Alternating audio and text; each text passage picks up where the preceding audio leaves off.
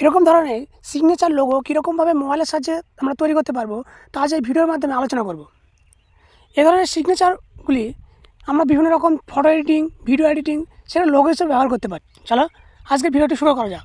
অবশ্যই ভিডিওটি ভালো লাগলে একটি লাইক করবেন এবং চ্যানেলটিকে সাবস্ক্রাইব করে পাশে থাকবেন। এর জন্য সর্বপ্রথম আমাদের গুগল প্লে স্টোর থেকে ডাউনলোড করে নিতে হবে পিক্সআর্ট। পিক্সআর্ট আমার এখানে ডাউনলোড করা আছে, এখান থেকে সিম্পলি ওপেন করে নিতে হবে। ওপেন করার পরে এখান থেকে আমাদের সিলেক্ট করতে হবে ব্যাকগ্রাউন্ড।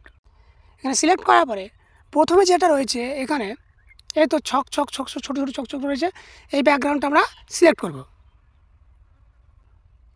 সিলেক্ট করার পরে নিচের দিকে আপনারা দেখতে পাচ্ছেন এখানে অনেকগুলি অপশন রয়েছে। এর ভিতরে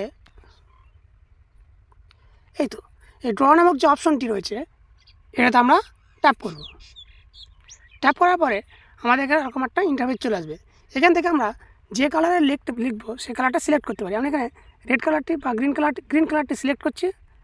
ওকে, এবার আমরা কি করব, এখানে ব্রাশের সাইজটি আপনি আপনার মতো কম বেশি করতে পারবেন। আমি সাইজটা বড় করে নিচ্ছি একটু, তারপরে সাইজটা দেখতে পাচ্ছি এরকম হবে। এবার আমরা কি করব, এখানে স্ক্রিনের উপরে আমরা আমাদের নিজের নামটি লিখব। আমরা যেভাবে লিখতে চাই সেভাবে লিখব।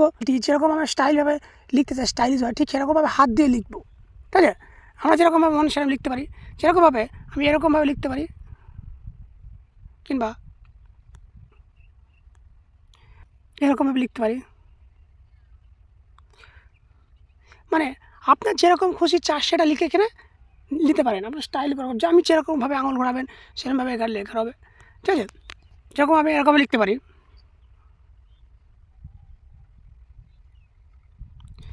এর জন্য আমাদের আলাদা করে কোনো ফন্ট ডাউনলোড করতে হবে না। তারপরে এটা কী করবো, আমরা এখান থেকে আমরা এটা সেভ করে নিতে পারি। এখানে সেভ করলে এখানে ট্যাপ করব, তারপরে এখানে ট্যাপ করব, সেভ হয়ে যাবে, ক্লোজ। আমরা গ্যালারি থেকে দেখতে পারি সেভ হয়ে গেছে। এটা আমাদের পিএনজি আকারে এসছে, অর্থাৎ আমরা স্টিকারের মতো ব্যবহার করতে পারবো। এর ব্যাকগ্রাউন্ডটা নেই, ব্যাকগ্রাউন্ড ইরেজ হয়ে এসছে। আজকের ভিডিওটি এইটুকু। ভিডিওটি ভালো লাগলে অবশ্যই একটি লাইক করবেন, চ্যানেলটিকে সাবস্ক্রাইব করবেন। চলো দেখা হচ্ছে পরবর্তী ভিডিওতে।